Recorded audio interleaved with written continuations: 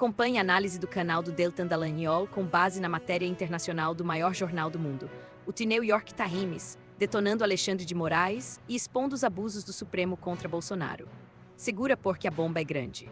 Maior jornal do mundo dá uma nova pancada suprema em Alexandre de Moraes.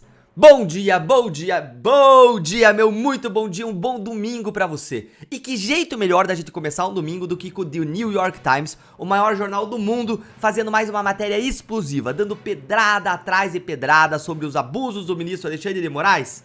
Gente, e essas pancadas, elas se tornam ainda mais relevantes, porque agora, na próxima terça-feira, dia 2 de setembro, vai começar o julgamento do Bolsonaro lá no Supremo. Agora a coisa fica realmente séria, com os 5 ministros da primeira turma do STF lendo seus votos ao vivo. O que nós todos sabemos vão ser para condenar o Bolsonaro, com exceção talvez ali do Fux, que pode nos trazer alguma surpresa. Vem comigo então, lê o que disse o The New York Times, jogando luz sobre praticamente todos os abusos supremos no julgamento do Bolsonaro. Dá uma olhadinha aí, ó.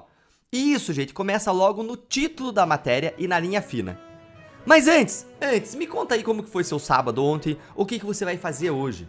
Ontem eu fui com a minha querida e amada mãe pra grande cidade de Dois Vizinhos. Um abraço querido e carinhoso, Dois Vizinhos. A gente foi pro aniversário do meu primo Flávio, que fez 60 anos de idade, e parabéns mais uma vez a você, Flávio. E sabe o que as pessoas mais me perguntaram lá na festa grande que ele deu? Se tem ou não tem esperança. E quando eu vejo o mundo entendendo os absurdos, como você vê os absurdos que a gente vê aqui, ó, as pessoas revoltadas e que ano que vem tem eleições, isso tudo aí me dá um quentinho de esperança. Então bora ver aqui junto pra renovar um pouco a nossa esperança. Ah, Deltan, mas você não falou o que você vai fazer hoje. Olha, segura aí que eu conto no final. Vamos aqui então direto ao ponto. Olha aí, o dilema democrático do Brasil. Como processar um presidente? Jair Bolsonaro, ex-presidente do Brasil, está a caminho de julgamento. Mas a sua trajetória até lá gerou preocupações de que o judiciário tenha ultrapassado os seus limites. Eu nunca vou me conformar, gente, com o fato de que nenhum grande jornal da imprensa tradicional brasileira consegue fazer algo tão simples assim, com uma análise crítica do STF, como o New York Times faz aqui, faz sempre. Quando nós vemos a imprensa internacional fazendo o que a nossa imprensa deveria fazer, mas não faz, o sentimento que fica é de vergonha. Mas vamos aqui para os trechos mais duros contra Alexandre de Moraes nessa matéria. Olha aqui.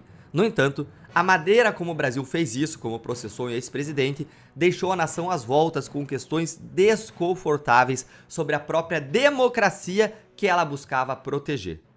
Essas questões começam com quem? Com o Supremo Tribunal Federal.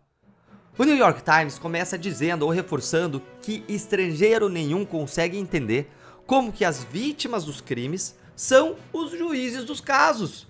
Ao falar que o STF se deu poderes extraordinários para combater Bolsonaro, liderar investigações, mesmo quando a vítima era o próprio tribunal. Isso é o suprassumo da ilegalidade, da parcialidade, da falta de isenção no mundo inteiro, não só aqui no Brasil.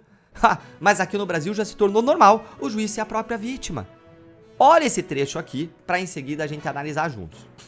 Durante o período em que Bolsonaro liderou o país de 2019 a 2022, o presidente e seus apoiadores ameaçaram juízes, questionaram eleições, sugeriram um golpe militar e desencadearam uma onda de falsidades disseminadas na internet.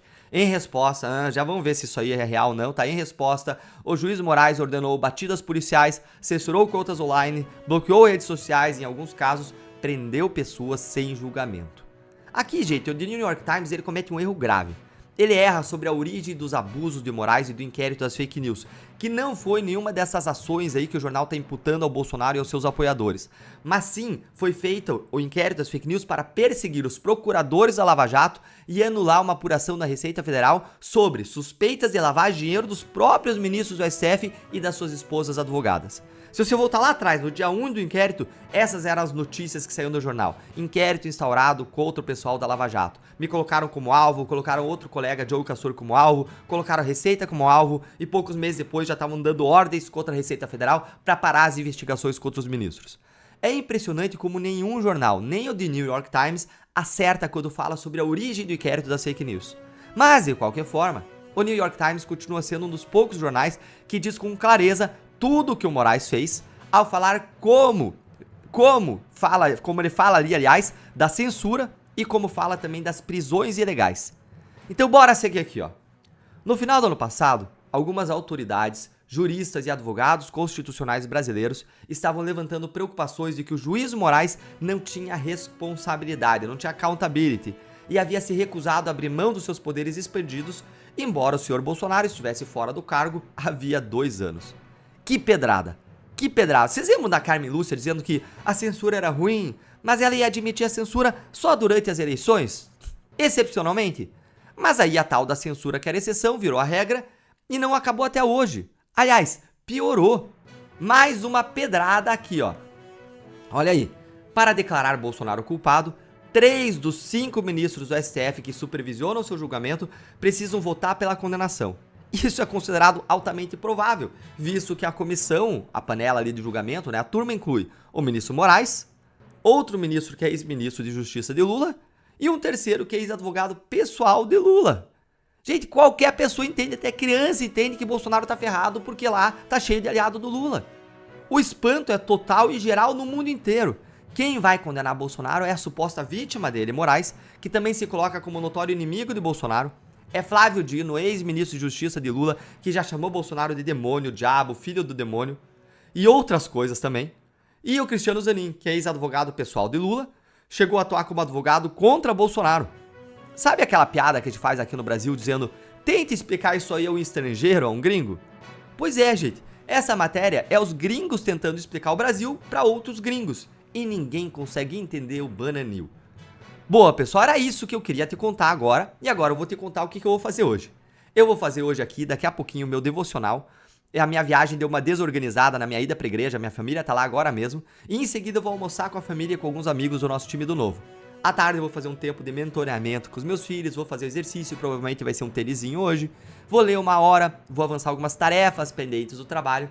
E você, me conta aí nos comentários como que vai ser seu domingo, o que você vai fazer hoje. E deixa aí o seu like, comenta o que você achou dessa palhaçada, se inscreve no canal e clica no sininho para você não perder o próximo vídeo e torne-se aí um membro aqui do canal, você é meu convidado para receber análises exclusivas, ter prioridade nas respostas e apoiar de forma mais intensa o nosso trabalho. Um grande abraço e até o próximo vídeo. Gostou? Então comenta aí. Não gostou? Comenta também. E claro, inscreva-se no Olha Isso, curta e ative o sininho.